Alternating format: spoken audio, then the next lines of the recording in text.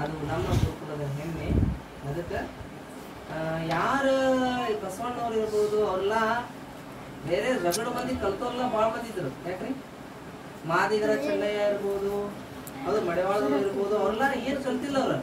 ಆದ್ರೂ ಅವರು ದೇವರಲ್ಲಿ ಭಕ್ತಿಯಿಂದ ಇದ್ದಿದ್ದಕ್ಕೆ ಅವ್ರ ತಲೆಯಾಗ ವಚನಗಳು ಬಂದು ಇವತ್ತು ನಾವು ನೀವು ಏನೇನೋ ಕಲ್ತೀವಿ. ಯಾಕ್ರಿ ನಾನು ಸಿಟ್ಟು ದಯವಿಟ್ಟು ತಪ್ಪಿಕೋಬೇಡ್ರಿ.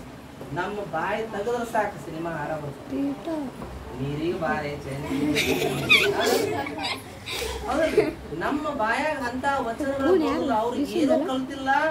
ಅವ್ರು ಏನ್ ಮಾಡಿದ್ರು, ಹಡಪದ ಅಪ್ಪಣ್ಣಾರ ಇರ್ಬೋದು ನೋಡ್ರಿ, ಅವ್ರು ಏನ್ ಕಲ್ತಿಲ್ಲ. ಆರು ಅವ್ರದ್ದು ಒಳಗೆ ಎಷ್ಟೊಂದು ವಚನಗಳು ಬಂದು. ಯಾಕ ಅವ್ರು ದೇವ್ರ ಬಗ್ಗೆ ವಿಚಾರ ಮಾಡಿ ಹಂಗಾದ್ರು. ನಾವು ಬೆಳಗ್ಗೆ ಯಾರು ಸಾಕು ಏನ್ ದುಡಿನು, ಎಲ್ಲಿ ಹೋಗೋನು, ಏನ್ ಮಾಡೋನು, ಅವ್ರು ಸಂಜೆ ಬಂಗೋಣ ಫೋನು ಟಿವಿ ಇವೆ. ಅದಕ್ಕೆ ದಯವಿಟ್ಟು ನಾವು ಸಹ ಮಕ್ಕಳಿಗಾಗಿ ಕೆಲವೊಂದು ತ್ಯಾಗಗಳನ್ನು ಮಾಡಿ ಮಕ್ಕಳಿಗಾಗಿ ಒಂದು ಆದರ್ಶ ಜೀವನ ಮಾಡೋಣ ಅಂತ ಹೇಳ್ತಾ, ಈಗ ಯಾವ್ದಂತಂದ್ರ ಕೋಳಿ ಕುಪ್ಪು ಕೋಳಿ 1 2 3 ಸ್ಟಾರ್ಟ್.